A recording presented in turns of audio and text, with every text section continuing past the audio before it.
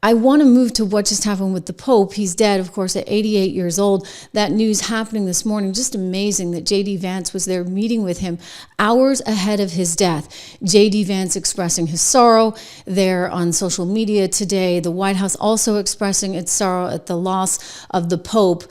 But it's really kind of incredible because it's just a weird sort of moment in time. I mean, one of the Pope's last things that he said in his Easter blessing was basically, that he believed in open borders. And it's a little unrealistic. And I get that, people like to think that we can take care of everyone, but it just can't happen. He was effectively a socialist from Argentina, okay? Argentina now has Milei. Milei is hardly a socialist. Milei is a full-blown, I like to say red-blooded American capitalist, but he's from Argentina. And so they're putting in a lot of things that actually are going to help Argentina's economy tremendously.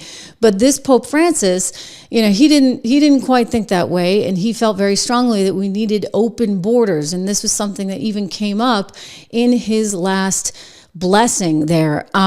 He did meet with Vance. As I said, he presented Vance with some chocolate Easter eggs and a Vatican tie. Vance was very gracious. He said, "I pray for you every day. God bless you." Vance, of course, being a Catholic. And he was quite ill, but he met with him anyway, which that's wonderful. It's good. And it underscores the clout that the Pope had.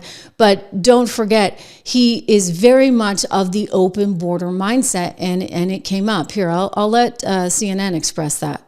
Just the simple message of rest in peace with photos of President Trump and Vice President Vance with the Pope over the last several years. Of course, that meeting with Vance, which just took place yesterday, came as something of a surprise. It was not on Vance's official itinerary for his visit to Rome, but Vance, of course, is himself a Catholic, and he did visit the Vatican for about 20 minutes yesterday, meeting in the Pope's private residence, talking very briefly. The Pope handed him a tie and some large chocolate Easter eggs for his kids before they parted ways. And Vance saying this morning that he had just learned of the passing of Pope Francis. "My heart goes out to the millions of Christians all over the world who loved him." Vance says that he was happy to see him yesterday, though he was obviously very ill.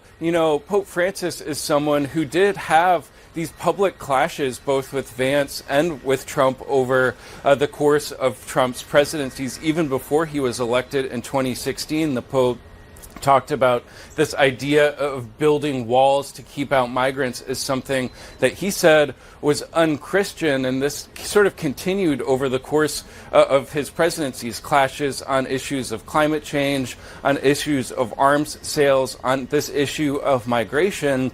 But I do think it was notable that when President Trump went to visit the Pope at the Vatican in 2017, all of those issues were sort of put to the side, and the president emerged somewhat starstruck by the appearance. He said it was the honor of his lifetime.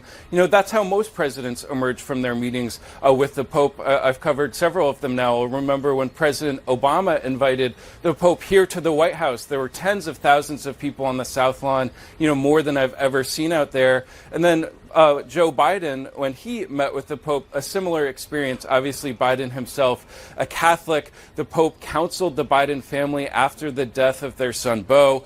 And President Biden tweeting this morning that Pope Francis was unlike any who came before him. He said that above all, he was a Pope for everyone. He was the people's Pope, a light of faith, hope, and love.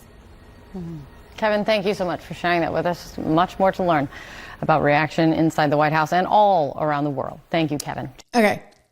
So reaction in the White House is like, yeah, okay, he was the Pope. Now we're going to get a new Pope. It would be kind of nice. And I'm not speaking for the White House here. I'm just saying this as Trish Regan, as an American who was born Catholic. And I would just say, it would be nice if we could have a Catholic Pope that would embrace some kind of normalcy, right? Like, you can't just say, I get it. Like, we all want to help the world, right? But let's go back to, if you can't help yourself, God helps those who help themselves. Like if you cannot help yourself, how are you going to help the world?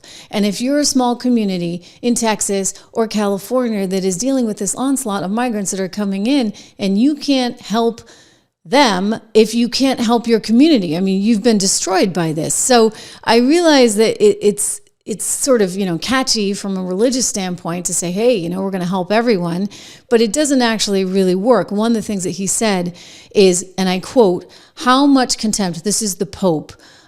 He actually had his full message read by a stand-in, so to speak, one of the archbishops, because the Pope was too ill to get up and speak. But he said, and I quote, how much contempt is stirred up at times toward the vulnerable, the marginalized, and he specifically said the migrants. So how much contempt is stirred up at times towards the vulnerable, the marginalized, and migrants.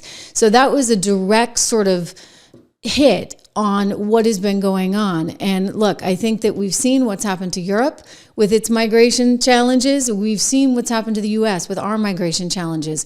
And I would just say to the Pope, who's no longer with us, God rest his soul, it's fine in theory to say that, but do I see the Vatican walls opening up?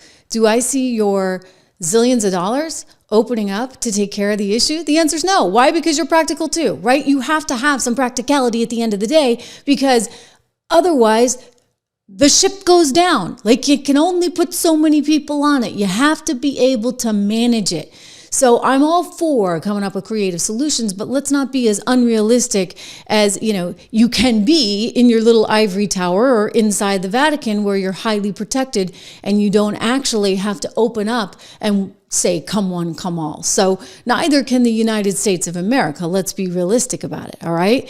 Again, I want to go back and remind you, this market is crazy. Let us help you. We're going to have another article coming out today. Rob is just back from Japan. He has a lot of ideas on all of this right now. We've been discussing it regularly, even as he's been over there meeting with hedge fund managers. He'll give you sort of a look at that, but more importantly, I think a look together, we will, at how you manage this volatility in this moment in time. As I've said before, right? Buy gold. Gosh, American Heart for Gold, they should love me right about now.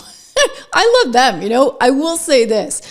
I would be talking about gold regardless. I love the fact that you can get $15,000 extra if you work with American Heart for Gold and you use my name.